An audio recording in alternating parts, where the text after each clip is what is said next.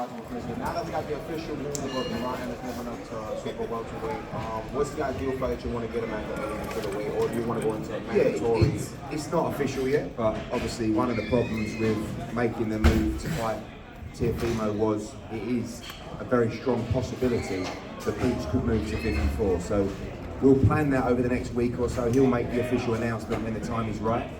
And if he moves to 54, you know, he wants the big fights. You know, we were asked if we'd be interested to fight Virgil Ortiz August 16th.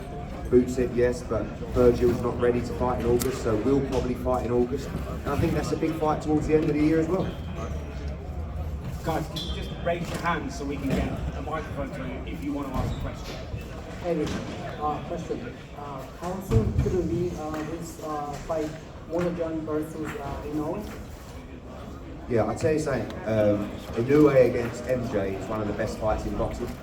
And I have to respect Inoue for taking it because the people around him didn't want to take that fight. And I kind of feel like I goaded them enough to take it. And I'm very pleased they took it because I see it as a 50-50 fight. Two best fighters in the division, the best fight in the division. And we're looking forward to being in Japan in September for that fight. Johnny Boy Boxing that fight. Hey, after a spectacular performance by Richardson Hitchins, he called out Devin Haney. Is that a must fight that's going to happen next? Yeah, I think that, you know, Richie is trying to position himself with those bigger names, and I think the performance tonight was fantastic, exactly what he needed to do. Dominated him and then put his foot on the gas and got him out of there against a brave Kambosos. So, you know, Richie will be looking to land that big fight next. And I think, you know, sooner or later he's going to get it. Eddie, Andy does a really good job there. When you ask him a question, it's kind of like political with it. But if a fight Muay Thai does happen, how do you see it going down? Do you think it's I think Muay Thai is a great fighter. You know, he's trained by Robert Garcia, who's for me one of the best trainers in the world. But I think Andy's very special, and I think you'll see him keep on improving against the levels of opposition. And you know, sometimes he's fighting not necessarily within his style, he's fighting to make it exciting. And when the better opposition arrives and someone that's more aggressive like Muay Thai, I really feel like you're going to see the best of Andy Cruz. Don't forget, he's just had 6 fights in the professional code. So I see him as a heavy favourite to beat Muay Thai, but I think he's a very good fighter. Do you favour him over a guy like Gervonta Davis though? Look, you know, all these guys are tremendous fighters. I think Gervonta Davis is a great fighter, but he loses, in my opinion, he loses a lot of rounds. And I think he'd lose rounds to Shakur, I think he'd lose rounds to Andy, but he's a great puncher and he's a great fighter. So I just want to see the fights. I mean, I thought George's speech after was tremendous, where he's like, guys, just make sure you fight each other. You know, whether it's Hitchins, whether it's Andy Cruz, Shakur, Tank, Teofimo, Devin, Ryan, Conor Ben. You know, all of these guys, and there's so many great young fighters coming through. Hopefully they all get in the ring together. Eddie, Jay with Super Lightweight official.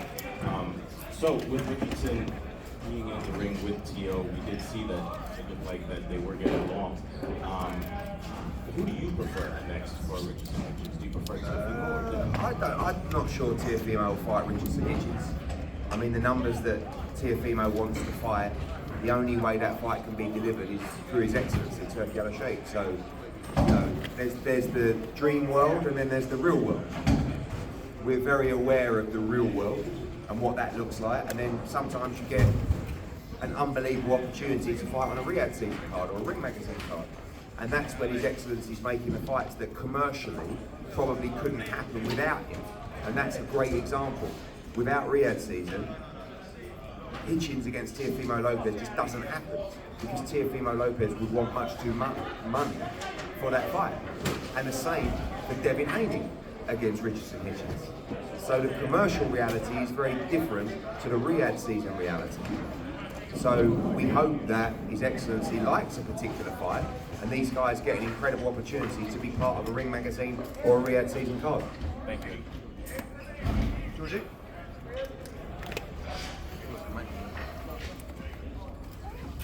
Guys, great effort from George Kambosos tonight. Over to you guys for questions.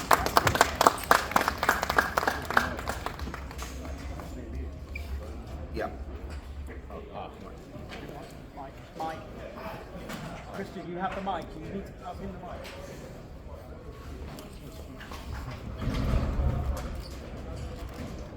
Jay. Shout out. All right, George, how are you? Congratulations on a good performance. So tell us the biggest difference you saw between Richardson Hitchins and Devin Haney, Teofimo. We know that you want to see them all in the ring fighting. Let us know what you thought about it. Yeah, look, again, it's an honor to come back to New York, come back to Madison Square Garden, headline another show here. Thank you to Eddie, Matthew.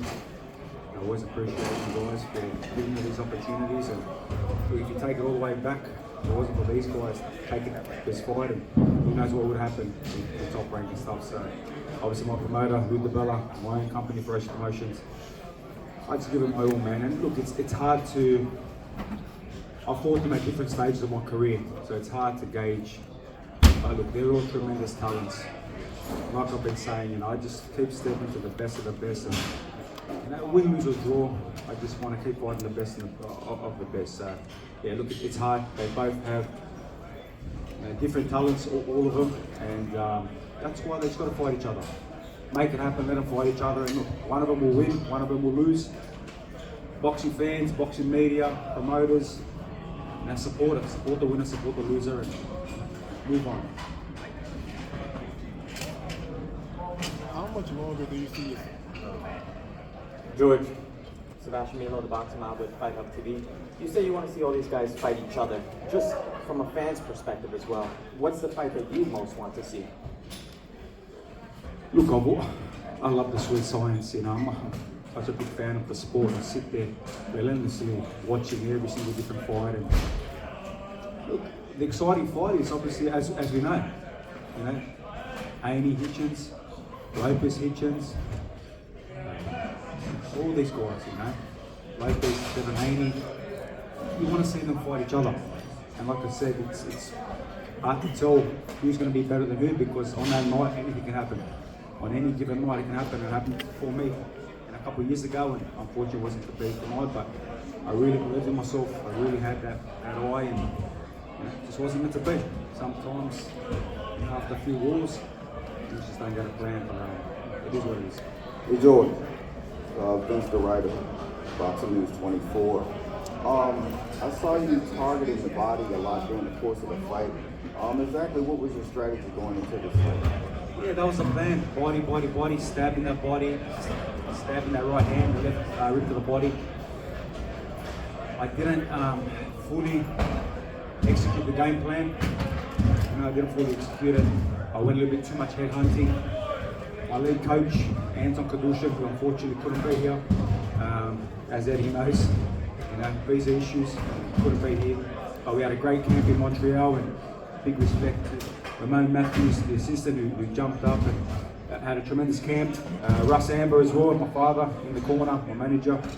That was the game plan, break the body down, and I knew he was going to be sharp early, and I knew I could just, a bit like Rocky, just take the shots. And I knew I might get hurt. I did him round 3-4 with that body shot. It bloody hurt. But I just dug deep, and then I fired back, and I started having some good success. I clipped him a few times, busted up his lip. But it wasn't meant to be, and even when I did get put down, I still got up, 9-10, I wanted to go more. That's the warrior I am. I'm always ready to die in that ring. I didn't stay down, and that body shot would have taken 100% of all of you here, anyone critiquing online. So, look, I'm a warrior. George here, Chris with Boxing with Chris. No fighter knows a fighter better than himself. Second division, you fought them all. Even though it's kind of early to tell, how much do you feel like you have left in the sport? I don't really know right now. For me, I've done so much in the sport, I keep my head up, I keep my head high. Losing is always a bitter pill to swallow, but come tomorrow, I'll swallow it, and we'll see what's next. For me, I've got a beautiful family, I've got 3 kids, and like I said, I just want to do something as a family. It was only 80-something days ago when we had another good 12 rounder, so I've been active this year, been busy, and like I said, I've been busy these last 3-4 years. You talk about all these fighters, who's going to fight each other. Well, that George Kambosos from Sydney, who never had a fair shake, from nothing, went over and did it all, man. And like I said, my cabinet's full, my bank account's full, and I've got a loving family, so what's next? I'm going to go coach my son's footy team right now. He's only under 5s, but you know, that's what I want to do right now. Happy Father's Day, by the way. Thank you very much, and yeah, my birthday too today. Oh, happy birthday. Thanks, Richie. Thanks, Richie, for the extra punches. It's more than 32. Wanted that birthday. Hey Jim, this is Los with Fight Hype. As the father and trainer for George Kambosos, what do you feel, is the future for him now? Look, at the end of the day, we worked so hard in this training camp, and we had the game plan to defeat Hitchins tonight. Obviously, the big moment, he stepped in that ring, and then all of a sudden, George puts himself in position, he gets within range, and then the hands are not really, don't let the hands go. We did work on targeting the body. George went a little bit more headhunting.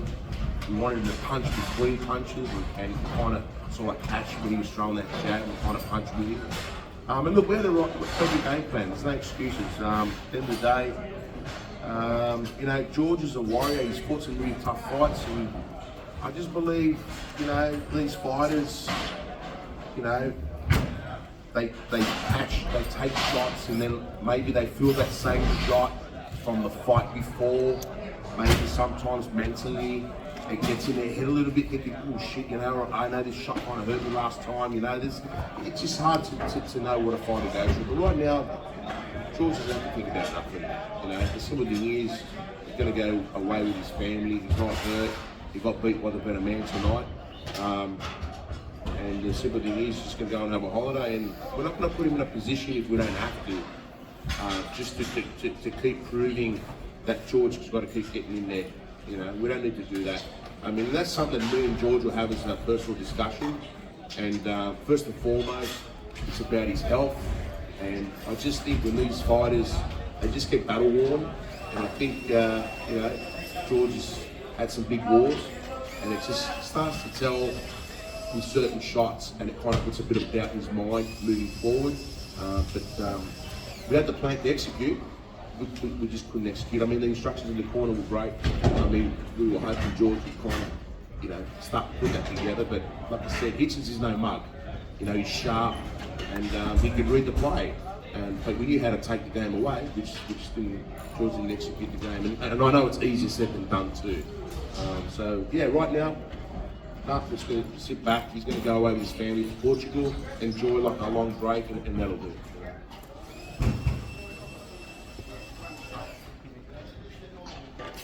Last one for George Garcia. Hi, this is directed to George. For the last 5 years, you fought at the highest level. I'm talking about like Murderers Row, tough fight after tough fight. What did fighting at the top level teach you about George Kambosos? Yeah, look, if you talk about resumes, I think George Kambosos has the best resume in boxing. You look at the names I fought: undisputed champions, unified champions, Olympic gold medalists, world champions, division above. Everyone knows I've got a big heart, and I was saying that every time I got up in every round, warrior, you saw it.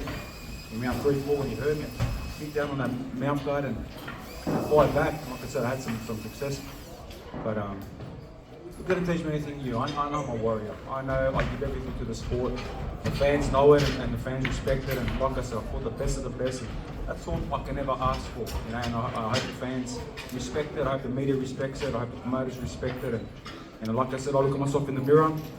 I wanted to win, of course. I wanted to become a 2-division champion. I think this victory would have made me one of the all-time greats, in Australian boxing history. But again, there's so much history already that I've done, and I don't have to prove nothing to nobody. I look in front of the mirror. I know who George Kambosos is. I know who the warrior he is, and I'm not ashamed. I keep my head up, my chin up, my head up, my chest out, and live to fight another day. But we'll have to wait and see. Talk about that. Yeah. Thanks everyone. Happy birthday, George Kambosos. Happy birthday.